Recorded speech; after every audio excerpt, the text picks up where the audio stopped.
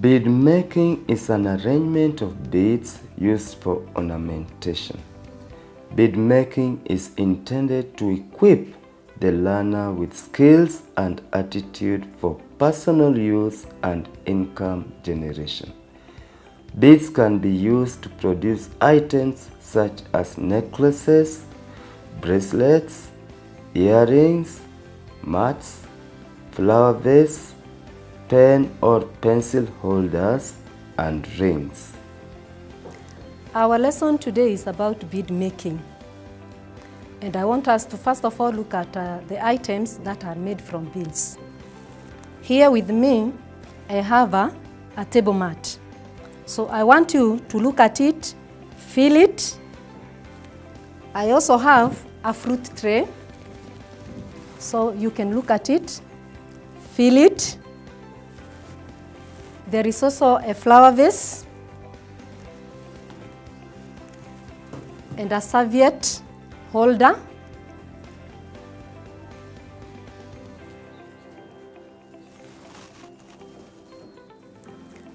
We have a purse which is also made of beads.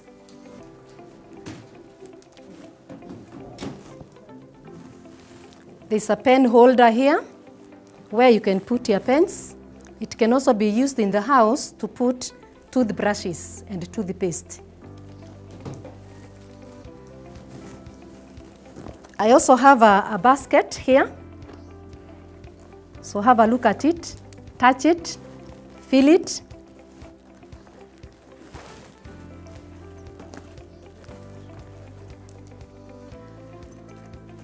There is a key holder there.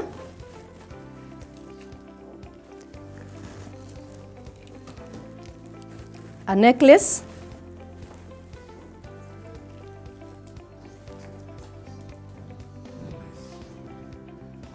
There's a bangle here. You can even put it on.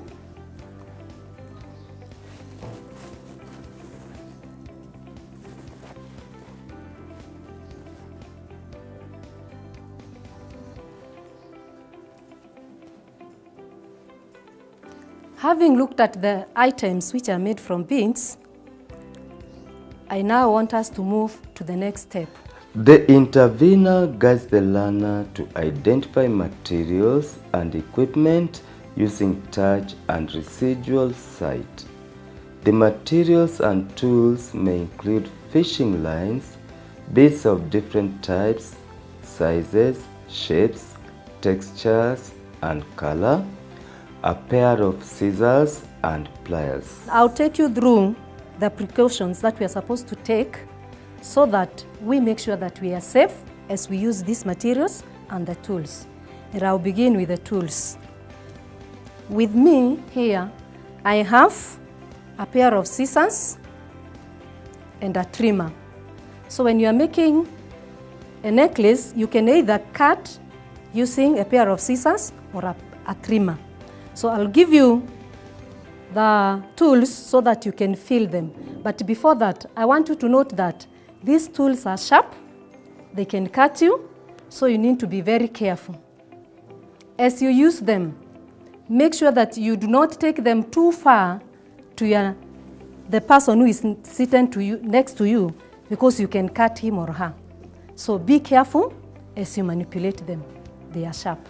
The intervener guides the learner to observe safety precautions for self, others, and handling of materials and tools by touching or manipulating them. I also have pliers, and this one is used for tightening. It can also be used for cutting because there is a part which is sharp here inside. So the inside part, the inner part is sharp. It can be used for cutting, but the outer part is not sharp. You can use it for tightening the fishing line as you make the necklace. So look at it and make sure that you're also careful so that you don't cut yourself, because there's a part which is sharp. There is another pliers. This one is for twisting wire when you are making a necklace, so that you can hook it into the hook. So you twist using this kind of pliers. You can have a look at it, touch it, feel it, so that you know how it looks like. I also have different types of threads. This one is called fishing twine. We have different colors. It can be used for making a necklace. Kindly note that it is very strong. So as you use it, make sure that you don't tie it around your neck because it can strangle you. So have a look at it. There's a fish line also. We can also make a necklace using elastic line. If you try to pull it, you'll feel that it is stretching. As I said, make sure that you don't tie it tightly around your neck because it can strangle you. So have a look at it, try to stretch it and feel the stretch.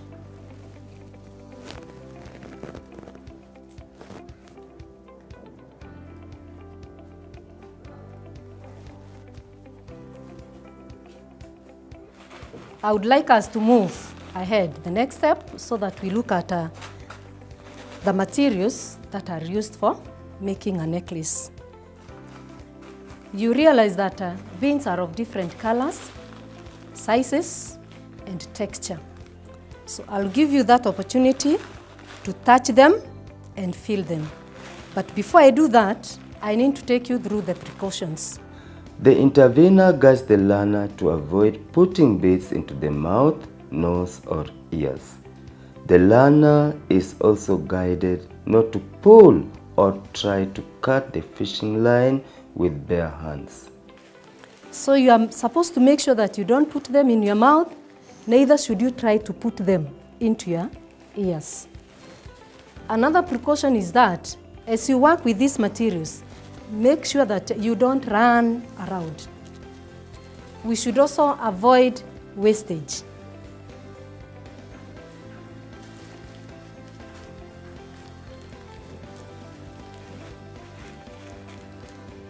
Then the other precaution is that use the right material for the right work.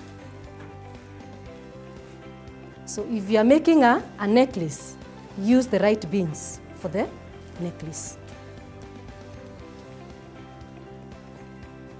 Don't throw them down, and in case one of them drops, make sure that you collect them and put them back to the container. So we should avoid wastage. So have time to look at them, feel the texture, look at the colors, and try to identify them. We also have the stoppers, and the same precautions apply to the stoppers. So you can have touch them, feel them, so that you can know how they look like.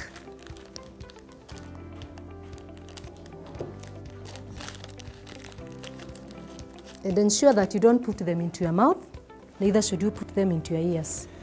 The intervener guides the learner on how to make a necklace.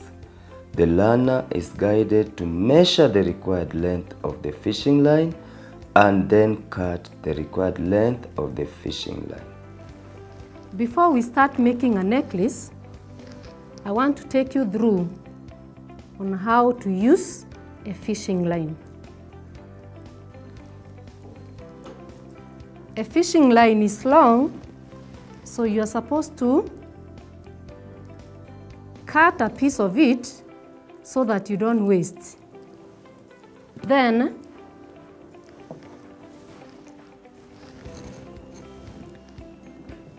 fill it so that you get the head, and then you pull it.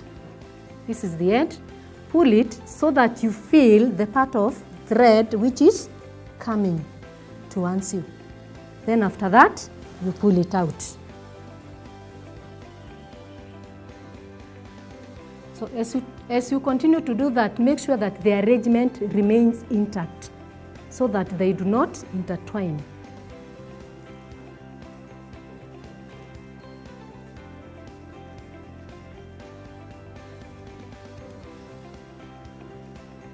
After that, you are supposed to make sure that you have the correct length of their fishing line.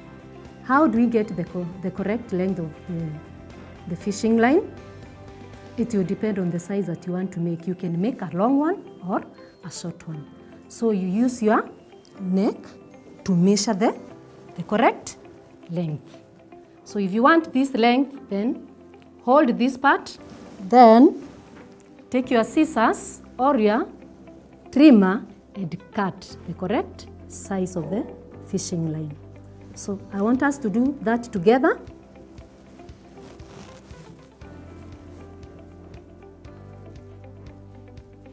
So it should not be too tight.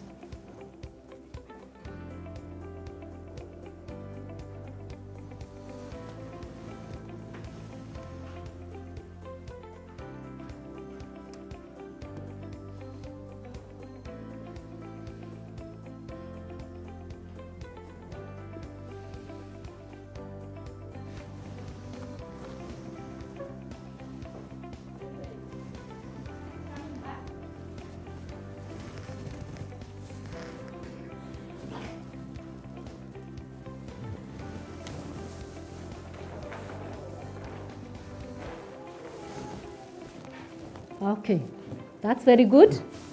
I want us to move to the next step.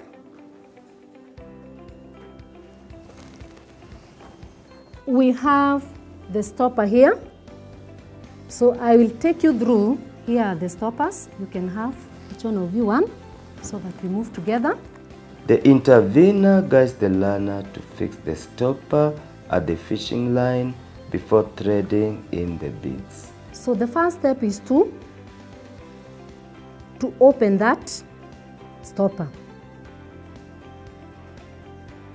So you will have two parts. Put one part near you where you can locate it, and then remain with one. We are supposed to hold the stopper and identify the head of the stopper which has the smallest hole. That's where you'll put through your fishing line. So let's move together.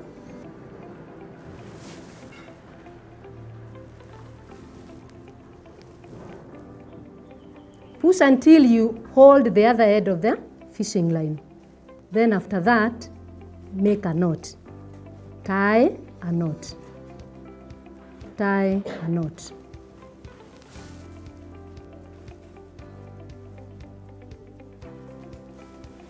And make sure that the knot is tight.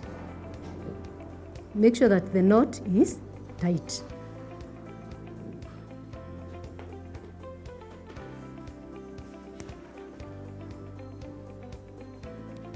Using the other end of the fishing line, I want us to thread through the bead. Pass the thread through, or the fishing line, through the bead. There is a hole, so touch the bead, try to locate where the hole is, and then pass the fishing line through the bead.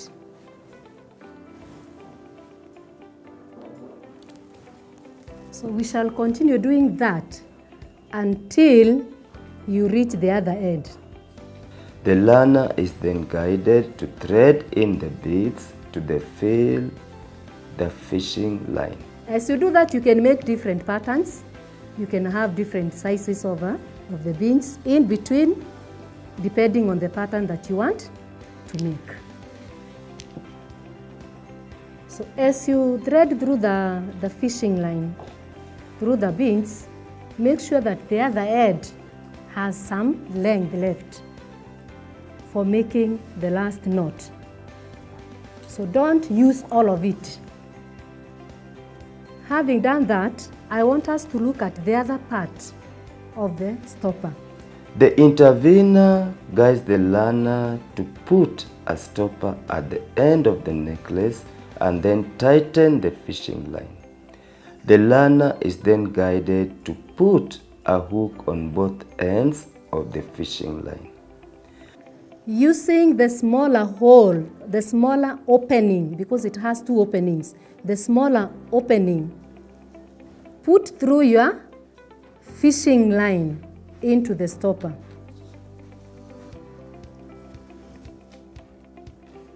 Hold the edge,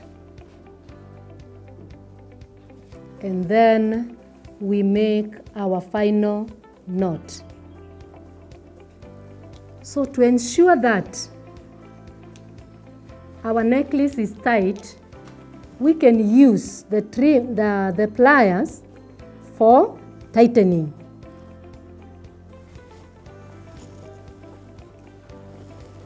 And we use the edge, don't use the sharp part, because if you use the sharp part, you will cut the fishing line.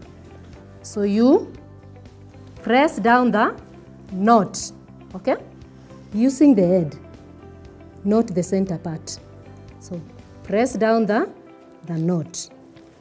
The intervener guides the learner to trim off the unneeded fishing line. Once we are through with that, we are supposed to take a pair of scissors or a trimmer, and then you make sure that you trim the hanging ends. So trim them off.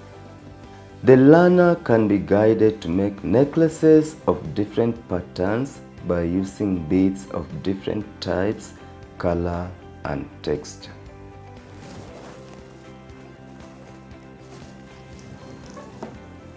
The intervener guides the learner to display finished necklaces by first sorting the necklaces according to types and colors. The learner is then guided to hang them in a clear and decorative way. The learner is also guided to put hangers with necklace in a lockable, transparent cardboard. The learner can make necklaces for personal use, gifts, or for sale to earn a living. You can use them for your personal use, or you can give a gift to a friend or to a family member. You can give a gift to your mother, appreciate her. Give a gift to your father to appreciate him. And you can also use them to earn income. You sell them. Then remember that after you are done with your work, you are supposed to keep the finished articles well. And in this case, we have the necklace. So we are going to keep them well. And then you also make sure that the environment you are working in is clean. So Langat, apart from necklace, beads are also used for making table mats. You can have a touch this one. You can feel it. This one is made of a red and a white color. We have another one here which is also made using different pattern. It has some stars in it, and the front part is white, and then it has blues, and then the edges are made of white beads. So those are done so that it looks more beautiful to the eye. We have another one here which we made with one color. This is a pink color. You can have a look at it. It is smaller. This table mat can be used for cups, okay? Because we use table mat so that when we are using hot food, the table is not interfered with. It's okay? Yes.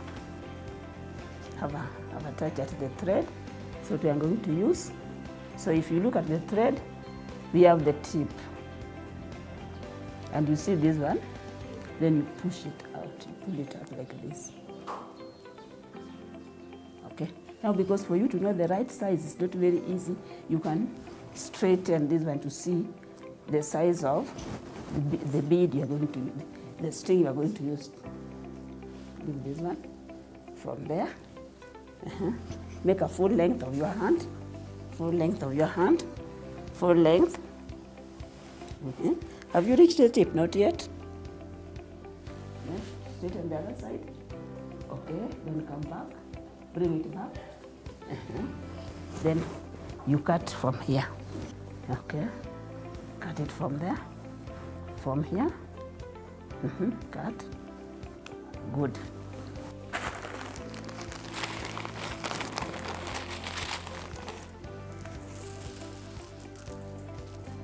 I told you the beads are pink, and now we are going only to use the pink colors. If there's any different colors, we sort them out and remove them from the rest. The intervener guides the learner to sort the beads according to the desired size, shape, texture, and color. The intervener then guides the learner to cut the fishing line to the desired length. The learner is then guided to fold the cut fishing line into 2 equal parts. The intervener guides the learner to put one end of the fishing line through 3 beads and roll them to the center of the fishing line.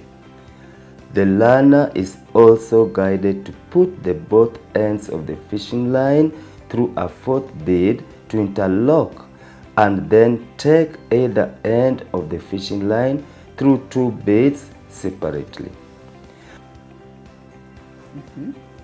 Have we put it too? Yes, then the other one we put at the other side. This side now, the left one. Push it through. Hence there are 2. Then the third one you put and you interlock. Just as we have done the other one. Don't let it go down now.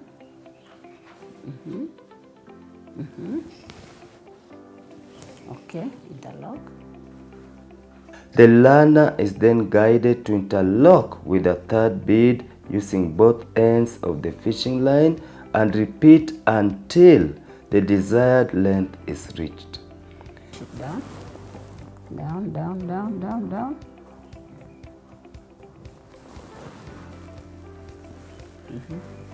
Tighten it. The intervener guides the learner to establish the edge by tying a knot at the end of the fishing line to make it firm. Once the knot is made, the learner is guided to turn the fishing line backward by letting it through the immediate bead and put 3 other beads to the other side of the fishing line and interlock with the 3rd one. The learner is guided to continue going backwards using the 3 beads interlocking with the 3rd one. Okay, now we are supposed to put the last one, then we turn it to the left side, then we continue until the mat reaches the desired level. Then once the mat has reached the desired level, we will tighten the thread and then we cut. The intervener guides the learner to tie the knots, trims the extra fishing line, or hides its ends. Make the mat tight by tightening the fishing line. Tighten the thread and then we cut. We cut the thread. Now once it has reached the desired level, you can use it as a table mat in your house. You can use it as a gift to a friend, or you can sell it and you get money. The money can be used to help you financially, or even to add more beads so that you make more. So after this, we don't leave the work like this. We collect everything, the beads that remains, we put them back to the container, and then this one, we store them at the right place in a transparent glass where anybody coming, a visitor, can see them. The intervener guides the learner to display finished table mat by first sorting the table mat according to types and colors. The learner is then guided to hang them in a clear and decorative way. The learner is also guided to put hangers with table mat in a lockable, transparent cardboard. The learner can make table mats for personal use, gifts, or for sale to earn a living.